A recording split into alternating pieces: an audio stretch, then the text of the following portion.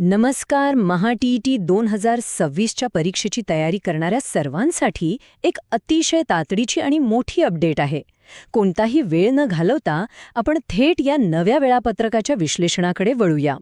तर यातली सर्वात महत्वाची बातमी अशी आहे की परीक्षा आता अधिकृतपणे बरोबर 1 आठवड्याने पुढे गेली आहे.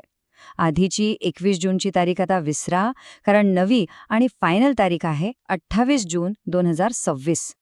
आता हे ऐकून टेन्शन घेण्याची अजिबात गरज नाही. उलट हा तर एक प्रकारे बोनसच आहे. अंतिम उजळणीसाठी पूर्ण 7 अतिरिक्त दिवस मिळाले आहेत. परीक्षेचा ताण हलका करण्यासाठी आणि फायनल रिव्हिजनसाठी हा वेळ खरंच खूप मौल्यवान आहे.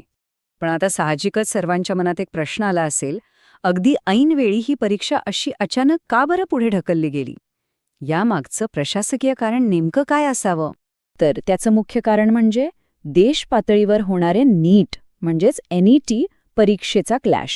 नॅशनल टेस्टिंग एजन्सीने नेमकी याच दिवशी म्हणजेच 21 जूनला संपूर्ण देशात ही नीट परीक्षा आयोजित केली आहे.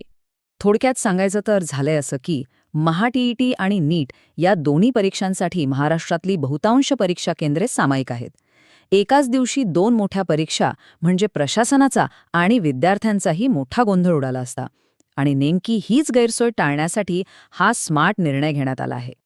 चला तर मग आता नवीन वेळापत्रक पटकन समजून घेऊया. 16 जूनपासून अधिकृत वेबसाईटवर हॉल तिकीट डाउनलोड करण्यासाठी उपलब्ध होतील. आणि फायनल परीक्षा असेल 28 जूनला. म्हणजेच हॉल तिकीट प्रिंट करण्यासाठी साधारण 11 ते 12 दिवसांचा चांगला वेळ दिला गेला आहे. आता एक गोष्ट पक्की लक्षात ठेवायची.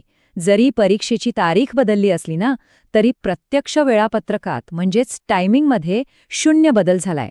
पेपर 1 नेहमीप्रमाणे सकाळी 10:30 ते 1 या वेळेतच होईल आणि पेपर 2 दुपारी 2:30 ते 5 या वेळेतच पार पडेल. आणि हो, हे सगळे बदल पूर्णपणे अधिकृत आहेत बरं का.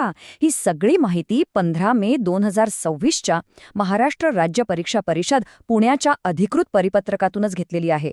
त्यामुळे परीक्षा आणखी पुढे जाईल अशा कोणत्याही अफवांवर अजिबात विश्वास ठेवू नका.